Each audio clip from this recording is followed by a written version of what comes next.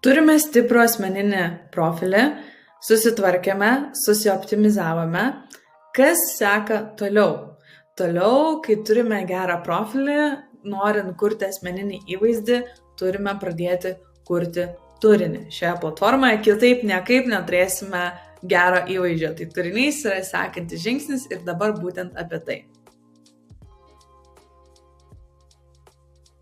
Kokie yra pagrindiniai iššūkiai, su kuriais žmonės susiduria, kuomet bando pradėti kurti turinį? Tai aišku yra laiko planavimas, idėjų kūrimas, savęs motyvacija ir imposter syndrome.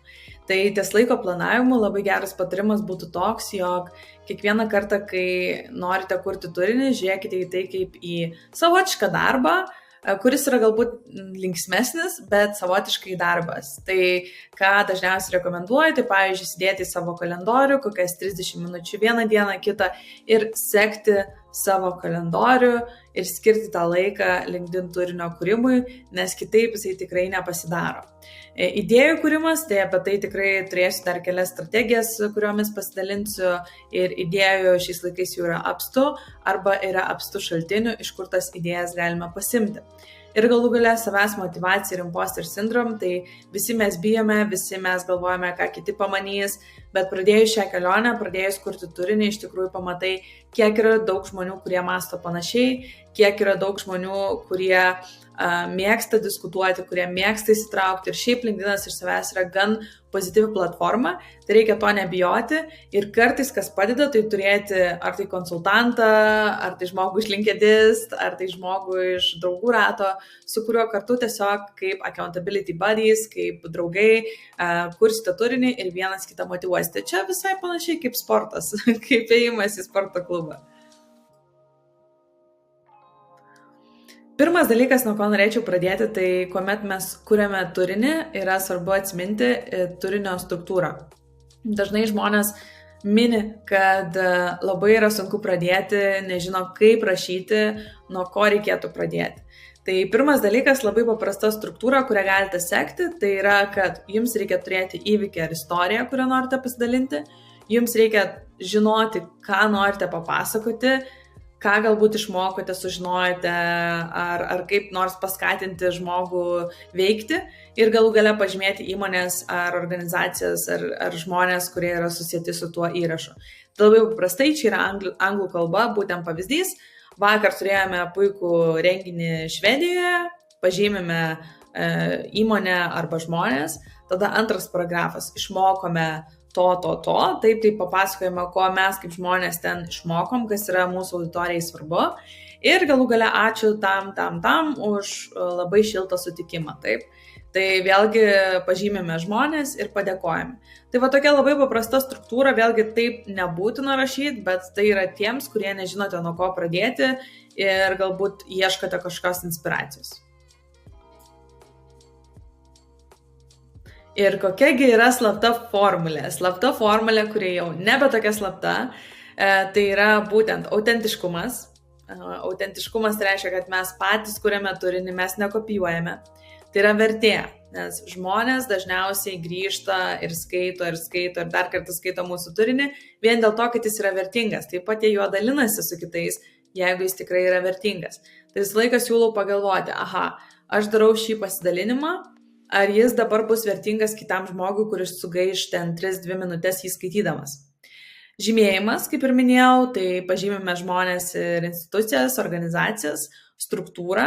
Tai vėlgi, kad tas mūsų tekstas jis nebūtų vienas ilgas paragrafas, kaip ir prie patirties, bet kad tai būtų suskirsta į mažus paragrafus, galbūt po sakinį karts nuo karto ir tiesiog būtų labai lengva žmonėms skaityti. Ir galų gale klausimas. Tai karts nuo karto, vėlgi ne kiekvieną kartą, nes atrodys labai nenatūralu, bet karts nuo karto galite pabandyti įtraukti auditoriją ir aišku užduoti kažkokį tai vieną ar kitą klausimą. Tik to nereikėtų ir nevertėtų daryti kiekvieną kartą, nes tiesiog žmonėms bus nenatūralu ir atrodys labai keistai. Tai toks yra puikus ir stiprus įtraukiantis įrašas, o dabar parodysiu jums pavyzdį.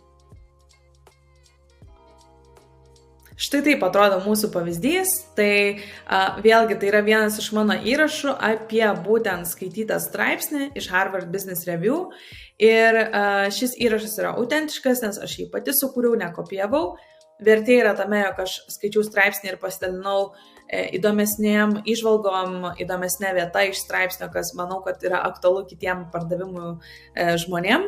Žymėjimas, tai pažymėjau autorių, pažymėjau šaltinį, iš kur yra šios žinios. Struktūra, tai vėlgi matote, kad yra suskirsta į mažesnius paragrafus, tai nėra viskas vienas tiesiog ilgas paragrafas ir galų gale klausimas pabaigoje, mintys, kokios žmonių mintys, ką mano kiti apie šį pasidalinimą ir taip toliau. Tai štai taip atrodo mūsų slapta formulė pritaikyta praktikoje. Kalbant apie taktikas, įrašams ir laikus, tai pačios aktyviausios dienos yra antradienis, trečiadienis, ketvirtadienis, kuomet mes matome daugiausiai vartotojų prisijungusių platformoje. Pirmadienį, matyt, visi atsakinėja dar laiškus iš savaitgalio, penktadienį visi jau gyvena savaitgalio ritmu, tai tiesiog antradienis, trečiadienis, ketvirtadienis yra aktyviausios, bet tai nereiškia, kad jums įkėlus įrašą pirmadienį ar penktadienį ir net savaitgalį jisai nepasiseks. Jisai gali net labai pasisekti, nes, pavyzdžiui, savaitgaliais, kai mes įkeliame įrašus, labai būna mažai turinio ir žmonės vis tiek praleidžia laiką LinkedIn'e, tai labai yra gerai kartais prasitestuoti, pasibandyti, įkelt savaitgalį, pažiūrėti, kaip seksis jūsų įrašai. Laikai iš tikrųjų ryte, per pietus ir darbo dienos pabaigoje, visą laiką atsiminkite, kad priklauso kokią auditoriją jūs bandote pasiekti. Na, tai kaip pavyzdys, pavyzdžiui, jeigu jūs bandote pasiekti amerikiečius, tikriausiai reikėtų kelti įrašą jau į jūsų dienos pabaigą. Taip, tai visą laiką pagalvokite apie tai, bet iš tikrųjų sėkmingiausi įrašai dažniausiai būna nuo 8 iki 9 ryto įkelti, nes jie turi tiesiog visą dieną sulaukti to matomumo. Ir dažnumas labai priklauso nuo jūsų tikslo, tai jeigu norite būti tiesiog aktyvus, vienas kartas per savaitę yra tikrai pakankama, jeigu norite kurti asmeninį įvaizdį, tai 2-3 kartai per savaitę, o jeigu norite labai būti dažnai matomi, didinti įstraukimą, tai 3 net 4 kartus per savaitę kartais irgi yra labai gera taktika, bet jau tada įskaitant ir savaitgalį. Tai tokios yra taktikos. Aš tik tai galiu pridurti galbūt vieną dalyką, kad jeigu jūs turėsite labai gerą įrašą, labai gera tema, nieks jam negalios, nei diena, nei laikas, nei kiek ten kartų keletą, įrašas bus pats iš savęs geras ir gali būti viral, taip gali būti trendinis. Bet visais kitais kartais galite tikrai vadovauti šiomis taktikomis. Taip pat atlikome tyrimą, net kelis, ir vėlgi tiesiog parodyti jums, kad žmonės yra LinkedIn'e ne tik darbo dienomis, tai matote, buvo beveik 800 balsų ir 53%, tai beveik 400 žmonių pasakė, kad jie praleidžia iki 1 valandos LinkedIn'e savaitgalį, tada beveik 30% 2-4 valandas praleidžia savaitgalį, tada 13% jokio LinkedIn'o savaitgaliais, bet šis balsavimas vyko savaitgalį, tai tie 13% irgi savo tiesiog neatsako, kad jie yra LinkedIn'e savaitgalį, bet tikrai daug žmonių yra savaitgaliais LinkedIn'e, tai galite drąsiai kelti turinį. Ir kuomet paklausime žmonių, kada jūs scrollinate, kada jūs tikrinate LinkedIn'ą, kuriuo dienos metu, tai matote, kad 50% rytais, dėl ko aš ir sakau, kad yra gerai kelti turinį ryte, kiti 40% vakare, kai pabaigia darbą ir tada šiek tiek per pietus. Tai arba kelkite ryte, arba jau darbo dienos pabaigą. Ir dar tokie įdomus keli faktai, tai jog apie 70% sprendimus priimančių profesionalų būtent naršo internete ir ne tik internete, bet LinkedIn platformoje darbo dienos metu. Taip pat 70%, vėlgi tas pats procentas, praleidžia laiko LinkedIn ir vakarais ir apie 50% sprendimų priėmėjų LinkedIn'e praleidžia savaitgaliais. Tai iš tikrųjų gan dideli skaičiai. O dabar pakalbėkime apie turinio tipus. Tai dažnai žmonės įsivaizduoja, kad turinio tipai yra tik tai keli, nuotrauka, tekstas ir tiek. Bet turinio tipų iš tikrųjų yra įvairiausi. Tai gali būti išorinės nuorodos, video, nuotrauka, dokumentai, audio renginiai, LinkedIn Live, transliacijos, straipsniai ir daug kitų. Tai apie tai dabar ir pakalbėkime. Pradedant nuo turinio tipų, kuriuos tikriausiai žinome geriausiai, tai yra aišku tekstas. Tai yra labai paprastas būtent turinio tipas, kada mes tiesiog keliame tekstą ir galbūt pažymime keli žmonės. Tada turime repostą ir repost with thoughts. Tai kuo skiriasi šie du turinio tipai?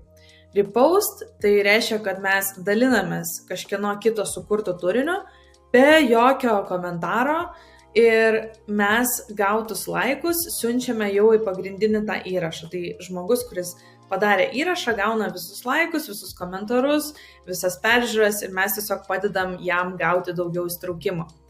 Kuomet mes spaudžiame repost with thoughts prie kažkokio kito žmogaus turinio, tada mes jau dalinamės tuo įrašu ir galime pridėti savo kažkokį tai komentarą, netgi kelis raktažodžius, grotažymės. Ir tai jau tampa kaip mūsų originalus įrašas ir visi laikai, visos peržiūros eina jau į mūsų įrašą kaip naują, bet nekeliauja tam žmogui, kuris jį sukūrė. Tai šiaip iš tikrųjų priklauso, ko jūs siekiate. Kartais, jeigu norite, kad žmogus, autorius gautų daugiau įstraukimo, tai darykite repost. Jeigu norite, kad tai būtų jūsų originalus įrašas, darykite repost with thoughts. Toliau kalbant apie turinio tipus, turime dokumentus, video ir nuotrauką. Tai dokumento tipo turinys yra toksai, kuomet žmonės įkelia PDF formato failą į LinkedIn ir gali kiti žmonės tiesiog spausti į šoną ir žiūrėti kaip prezentaciją. Tai būtent tokio tipo postai, įrašai yra gan populiarūs ir kas yra faino visai sakyčiau, kad žmonės gali atsisiųsti jūsų dokumentą ir išsisaugoti į savo kompiuterį.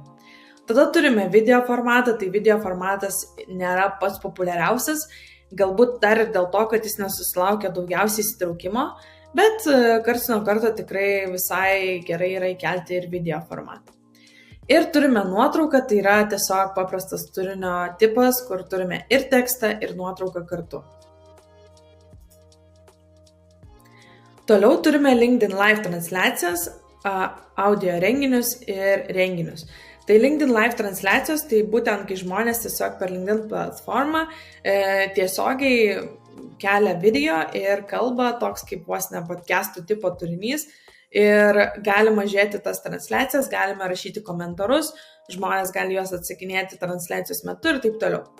Audio renginiai tai yra tokie renginiai, kuomet jūs LinkedIn platformoje prisijungite paklausyti audio renginį ir matote, jūs esate dalyvis, jūs esate klausytojas ir galite reaguoti, galite pakelti ranką, gali jūs būtent organizatoriai pakviesti, užduoti klausimą ir taip toliau. Tai galite aktyviai dalyvauti audio renginiuose ir tai yra gan populiarus tipas būtent dalyvauti renginiuose tokiuose, nes jūs galite juose dalyvauti važiuodami kažkur mašina, įsijungti, paklausyti, dirbdami ir taip toliau. Renginys tai yra tiesiog dar vienas LinkedIn turinio tipas, kada jūs, jeigu organizuojate renginį, jūs galite jį sukurti LinkedIn platformoje ir tiesiog žmonės gali registruotis ir prisijungti į jūsų renginį. Tai visai populiarus toks irgi tipas. Toliau mes turime išorinės nuorodas, tai čia labai paprastai žmonės galite siūsti į kažkokias kitas svetainės ir galite kelti nuorodą. Vėlgi galbūt teko matyti, kad kai kurie žmonės nuorodų nekelia į savo įrašą, jie kelia nuorodas į komentarus. Taip yra dėl to, jog LinkedInas iš tikrųjų mažina peržiūrų skaičių, kai jūs keliate būtent nuorodą į patį įrašą. Dėl to daugelis kelia po to nuorodą į komentarą, o pačiam įraše tiesiog būna nuotrauka ten arba tiesiog tekstas. LinkedIn apklausos irgi jau teko matyti, prieš tai rodžiau, tai galite daryti įvairias apklausas, galite paklausti žmonių, ar jie ten leidžia laiką LinkedIn, ar jie kažką kito veikia, taip, tai jeigu norite tiesiog aktyviai bendrauti su savo auditorija, galite daryti apklausą. Ir nuotraukų galerija, tai dar vienas tipas, sakyčiau, vienas iš geriausiai veikiančių šiuo metu. Ir jūs galite kelti ne vieną, o net kelias nuotraukas, žmonės gali jas žiūrėti, scrollinti, skaityti, kas ten parašyta, kokie žmonės ten dalyvauja ir taip toliau. Tai visai toksai įtraukiantis tipas, nes visiems labai labai yra įdomu ne tik vieną nuotrauką pamatyti, bet ir daugiau. Dar vienas turinio tipas tai yra straipsniai, tai galite kurti straipsnius ir juos kelti, skaityti juos, gali komentuoti po jais, gali dalintis, tai vėlgi jeigu turite kažkokią tai idėją ir ji netelpa į paprastą įrašą, galite kurti straipsnį ir tiesiog turėti ilgesnės formos turinį. Dar vienas turinio tipas tai yra naujienlaiškiai, kiekvienas LinkedIn vartotojas gali kurti savo naujienlaiškį, reiktų tik tai įjungti Content Creator Mode ir būtent galite rinkti subscriberius, žmonės, kurie skaito, kaip matėte, čia pavyzdyje yra virš 14,000 subscriberių ir tiesiog kurti naujienlaiškį, žmonės gautų jūsų naujienlaiškį ne tik LinkedIn, bet ir savo e-mail elektroninį paštą. O dabar kalbant apie turinio kūrimo būdus, jų yra keli, tai kuomet minėjau pradžioje, kad vėlgi susidurėm su problema, kad iššūkis yra rasti naujų idėjų, iššūkis yra kurti turinį, tai štai čia yra keli būdai ir galbūt keli paminėjimai, ko reiktų nepamiršti, kai mes kuriame turinį. Pirmas pavyzdys, pirmoji tokia strategija, kurią galite naudoti, tai yra rūšiavimas. Štai čia matote pavyzdį, kai buvo būtent atliktas parašytas straipsnis, mes po to turėjome būtent renginį su komanda, tada pasidaliname apie renginį įmonės paskyroj, tada kai kurie komandos nariai ir svečiai pasidalino ir tada mes po renginio dar kartą padarėme naują straipsnį jau su visa informacija, kuri buvo paminėta renginio metu. Tai ką tai parodo, jog mes naudojamės tą pačią informaciją, kuri jau yra mums prieinama. Tai pavyzdžiui, renginio metu mes padarėme įrašą, iš to įrašo padarėme straipsnį. Tai ir jūs, kai kuriate, reikia atsiminti, kad ne viskas turi būti nauja. Gali būti ir turinys, kuris jau yra sukurtas, galite jį pernaudoti, galite pavyzdžiui kurti vieną įrašą, antrą, trečią, ketvirtą. Kiekvienas įrašas gali būti naujas patarimas, o po to ir paimti visus tos 4 įrašus ir sudėti vieną ilgą straipsnį. Tai tiesiog nepamirškite, kad rūšiavimas, recycling yra ne tik svarbu mūsų realiam fiziniam gyvenime, bet ir virtualioje erdvėje. Toliau kitas pavyzdys tai yra teksto imitacija arba, sakyčiau, netgi strateginė tokia technikų imitacija. Tai aš dažniausiai siūlau žmonėm rasti savo industrijoje esančių žmonės, kurie jau turi didelį sekėjų ratą, turi daug įsitraukimo ir tiesiog pasižiūrėti, ką kuria jie, kaip jie engagina, įsitraukia į savo būtent auditoriją ir kokias taktikas jie naudoja. Tai visų pirma būtų veidas ir video. Tarkim, aš analizavau Steven Bartlett ir matau, kad ką jisai naudoja, tai yra keli tokie tipai. Tai video ir veidas dažnai kelia informaciją dokumento pavidale, tada dažnai kelia kažkokius tai įrašus, kurie yra aktualūs tą dieną, tą savaitę. Ir taip pat įrašai yra trumpi ir paprasti. Tai šie įrašai susilaukia daugiausiai įsitraukimo, kuomet aš paanalizavau jo turinį. Tai ką aš galiu padaryti? Aš galiu paimti šitas strategijas ir jas pritaikyti savo turiniui ir tiesiog pabandyti kurti trumpą ir paprastą turinį arba įkelti video su savo veidu ir taip toliau taip ir tiesiog žiūrėti, kaip mano auditorija įsitraukia. Kitas pavyzdys tai yra stiprus vizualai, tai vėlgi reiktų nepamiršti, kad žmonės dažnai įsitraukia LinkedIn, ypač tais brandais ir su tom įmonėm, kurias jie labai mėgsta ir kurios, tarkim, yra lengvai atpažįstamos.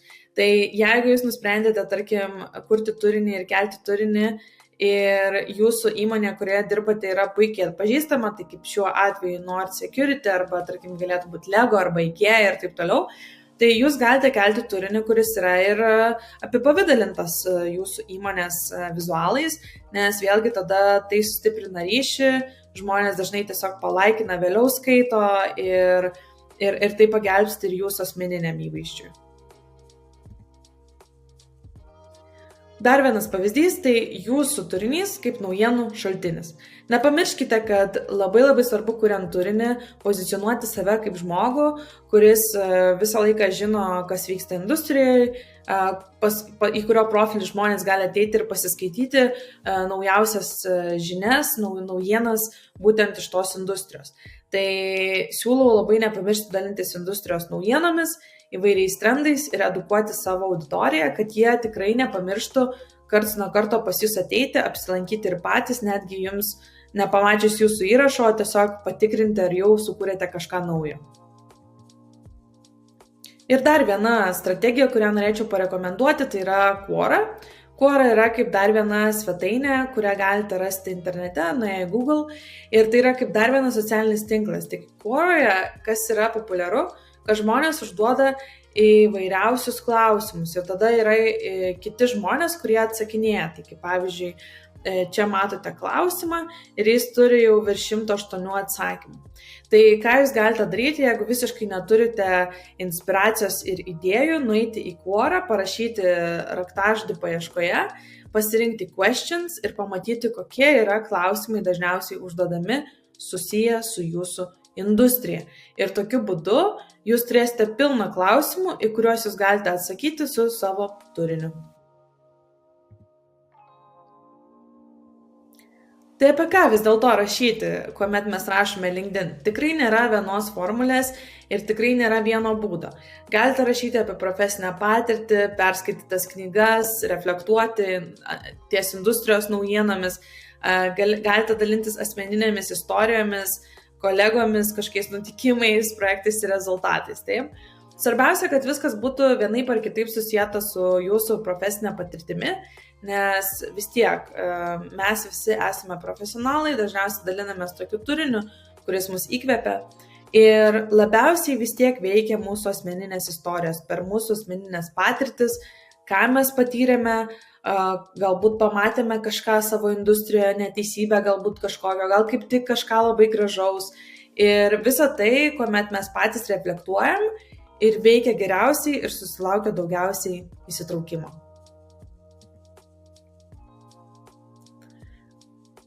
Štai čia yra keli pavyzdžiai, kaip atrodo turinys, koks jisai gali būti, tai vėlgi gali būti asmeninės istorijos ir patarimai tuo pačiu, gali būti turinys apie komandą, komandos narius, gali būti turinys iš renginių, kažkokių tai vestų ir kur buvo dalyvauta.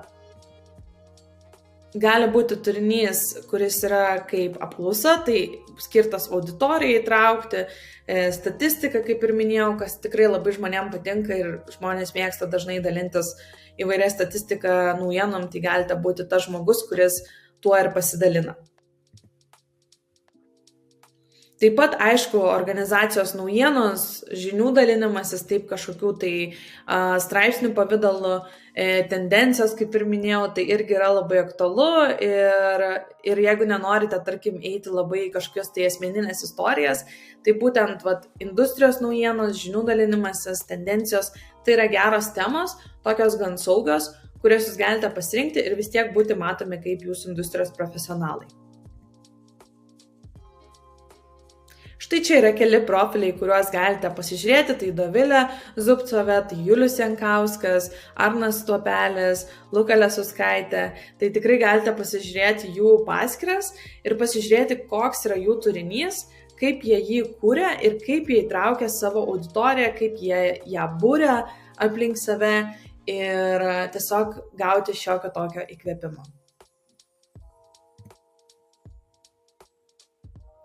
Dar vienas pavyzdys, kurį norėčiau paminėti, tai yra, kad kai mes kuriame turinį, mes nors ir galbūt iš pradžių nepasiekėme rezultato vieni kaip žmonės, nes tarkim mes gauname ten 200 peržiūrų, mes visi kartu kaip komanda galime pasiekti daug. Tai čia buvo pavyzdys, kuomet mes turėjome mokymus vienoje įmonėje vieną dieną ir 5 žmonės buvo apmokyti, kaip padaryti turinį. Jie visi sukūrė savo unikalius įrašus, bet jie buvo vienaip ar kitaip sujungti su įmonė, kurią jie atstovavo. Ir tada per tą dieną mes turėjome 25 000 peržiūrų. Dabar tie žmonės tikrai neturėjo kažkokių labai didelių profilių, didelio įstraukimo, bet jie sugebėjo bendrom jėgom su įdomesniu turiniu pritraukti 25 000 žmonių, kurie peržiūrėjo vienaip ar kitaip paskaitę jų įrašą. Ir tai yra, aišku, tai yra laiko sąnaudos, bet to pačiu tai yra nemokama reklama, taip, tai mes neišleidžiame nei vieno cento reklamuoti, o tiesiog kūrėme turinį per mūsų ten pardavimų ar kitus žmonės ir tai yra kaip papildomi kanalai. O jeigu norite pamatyti, kaip atrodo pradžia ir kaip atrodo, tarkim, praėjus metams tas pats žmogus ir to paties žmogaus turinio kūrimas, tai pradžia yra visiems ir visą laiką sunki. Niekada nepradedam iš karto gauti 1000 peržiūrų. Viskas prasideda labai paprastai nuo tiesiog ilgalaikio turinio kūrimo. Ir kaip matome, po kokių 2-4 mėnesių pradeda viskas augti. Tai pirmus mėnesius tikrai daugiausia peržiūrų būna iki 1000, po to jos auga iki 2-3 ir tada jau po kokių 6 mėnesių mes turime vidurkį apie 5000 karts nuo karto ir jau po tikrai daugiau nei pusės metų mes jau turim dažnai iki 10 000 ir daugiau. Tai nepamirškite, kad ta kelionė LinkedIn platformoje ji galbūt nėra, sakykime, tokia greita, bet ji yra ilgalaikė investicija į jūsų asmeninį įvaizdį.